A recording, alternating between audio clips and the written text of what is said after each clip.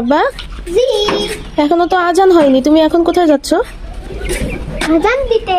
কেন?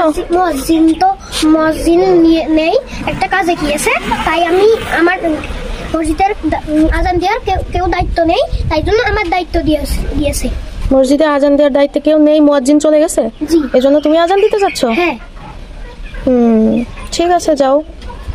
আচ্ছা যাও, ভালো করে দিও আজান। হ্যাঁ, ওকে। তালা খুলতে পারবা? হ্যাঁ। আচ্ছা, চাবি কই? আল্লাহ,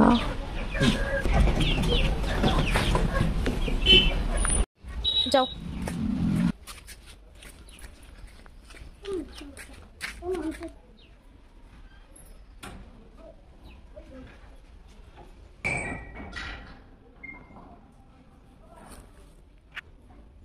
নাও, মাইকটা সেট করো।